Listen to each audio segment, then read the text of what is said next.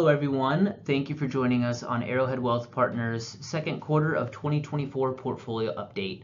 My name is Cody Hines and I will be your host today. I am a managing partner and chief investment officer here at Arrowhead Wealth. Today I'm going to go through a few slides that illustrate our current views on portfolio allocation.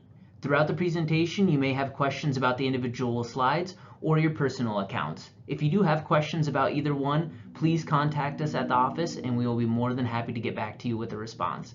Without further ado, let's go ahead and get started. First off, I want to discuss just how important earnings have been for stocks this year, mainly tech and growth companies. When I say earnings, I am referring to the overall net profit a company makes. You will see two charts on this slide. The left compares earnings of technology companies in the S&P 500 and non-tech companies. On the right, a similar story between growth and value companies. Both charts show the wide earnings outperformance of mega cap tech and growth-oriented companies. Stocks have been through a lot of adversity this year. Inflation concerns, election speculation, hawkish Fed talk, conflicts in the Middle East, yet none of this has been able to dampen the ability for these companies to continue to turn a profit far greater than their non-tech counterparts. This is why we have shifted portfolios to have a preference for tech and growth companies based on the confidence we have in such earnings results and forward guidance provided for the rest of the year. It's that time of year when people are starting to talk about the upcoming election in November. Now, history is no crystal ball and it's far from perfect when predicting the future, but it does tell a story. Historically, the stock market's performance in the back half of an election year tends to be positive, often outpacing non-election years. Reduced political uncertainty and the market's anticipation of new policies tend to cause this type of market reaction. As the election gets closer, investors gain clarity on the political landscape and potential economic directions. This is another reason why we have shifted more towards equities in portfolios while heading into the final half of the year. There is no denying that inflation is still here, but it does look drastically different from just a few years ago, as you can see on the right-hand side of this chart on your screen. Wage growth slowing down and an influx of low-wage workers have helped inflation fears. However, inflation progress has stalled recently due to rising energy prices, slow declines in shelter costs, and high auto insurance rates. We expect these impacts to fade as we do not see these factors sticking in the long term, with CPI inflation modestly declining from the most recent reading in May and expected to throughout the rest of the year to the end of December.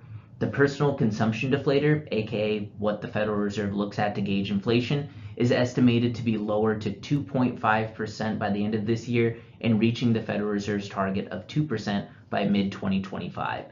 Despite slower than expected inflation reduction, strong economic growth and low unemployment will likely support investments through 2024 and into 2025. Lastly, I want to go through what the expectations are for Federal Reserve rate cuts and what happens historically when they do. On this slide, you will see multiple projections of where rates are expected to head in the future. We expect rate cuts to begin late this year or early on next year. Historically, rate cuts positively impact the economy by lowering borrowing costs, stimulating consumer spending, and encouraging business investment. This typically boosts economic growth, increases corporate profits, and supports higher stock market valuations. Lower rates also make equities more attractive compared to bonds, often leading to stronger market performance, which again is why we are positioning portfolios to have more of a concentration in equities. That's a wrap for Arrowhead Wealth Partners' second quarter of 2024 portfolio update. On behalf of the entire Arrowhead Wealth Partners team, we want to thank you for joining us today.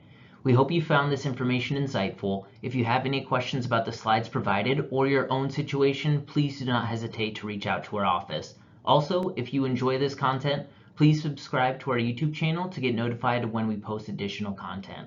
Don't forget to follow us on social media to stay up to date on what's going on over here at Arrowhead Wealth. We hope you enjoy your summer and we look forward to speaking with you soon.